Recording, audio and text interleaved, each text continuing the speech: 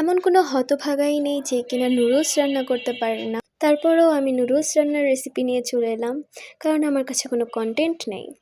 তো অনেক দিন ভিডিও দিই না, ভাবলাম যাই করি তাই একটু ভিডিও করি। ঠেলতে ঠেলতে নুডলস রান্না করতে চলে গেলাম। So hello everyone, this is Tasmia Anu and welcome back to my YouTube channel. আব্বুর বাসায় চলে এলাম, এখন হাতে কোনো কাজ নেই, পড়াশোনাও নেই, কি করব? তাই ভাবলাম সবার জন্য একটু নুডলস রান্না করি। তো চলো শুরু করা যাক। প্রথমেই নুডলসটা সেদ্ধ করে রেখেছিলাম। এখানে রসুন, মরিচ, সাথে বোম্বাই মরিচও আছে, পেঁয়াজ, গাজর, আলু সবগুলো কুচি করে নিয়েছি, এগুলো নুডলসে দিব। তারপর নিলাম দুটো ডিম। এরপর জ্বালিয়ে দিব চুলায় আগুন, এক্সেট দিলের মতো। কড়াই গরম হতে হতে দিয়ে দিব তেল।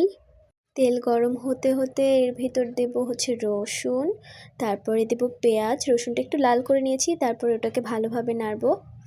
বাম হাত দিয়ে নাড়তেছি, যেহেতু ডান হাতে আমার ক্যামেরা নাড়তেও পারতেছি না ঠিক মতো। এরপরে দিয়ে দিলাম আদা রসুন পেস্ট একটুখানি। এরপর দিচ্ছি লবণ। লবণটা দিতে যে আমার একটু ভয় ভয়ই লাগতেছিল, কারণ আমি যাই রান্না করি সবসময় লবণটা বেশি দিই, নয়তো কম দিয়ে ফেলি। এরপর দিলাম মরিচের গুঁড়া, ধনিয়া গুঁড়া আর একটুখানি হলুদ। তো ভালো করে মিশিয়ে নিচ্ছি। তারপরে দেখতেছি একটু হালকা হালকা তেল বেরোচ্ছে ওখান থেকে। তারপরে কি করলাম, আলু, গাজর এগুলো ছেড়ে দিলাম। এগুলো এখন ভাজা ভাজা হোক। এরপর নেড়ে চেড়ে মশলার সাথে পুরোটাকে মাখিয়ে নিচ্ছি। এবার ঢাকনা দিয়ে ঢেকে দেব সেদ্ধ হওয়ার জন্য।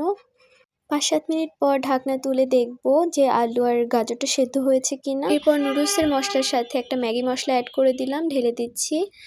ভালো করে নেড়েচেড়ে নিচ্ছি। 3টা নুডলস রান্না করব, তো আরও যে মশলাগুলো আছে সেগুলো পরে দেব। এরপর কাঁচামরিচ, বোম্বাই মরিচ কুচি এটা উপর দিয়ে দিব, যাতে একটা আলগা ফ্লেভার পাওয়া যায়, নাগার ফ্লেভারটা।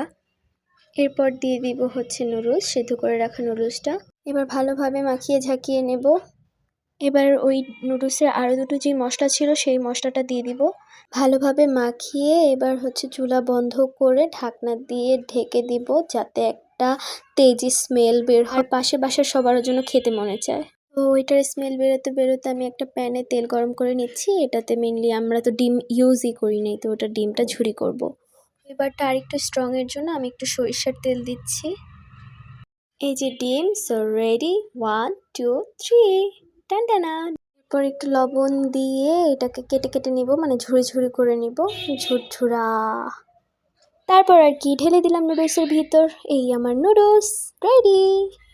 So no more today. Take care, take my cordial love and thanks for watching. Allah Hafiz.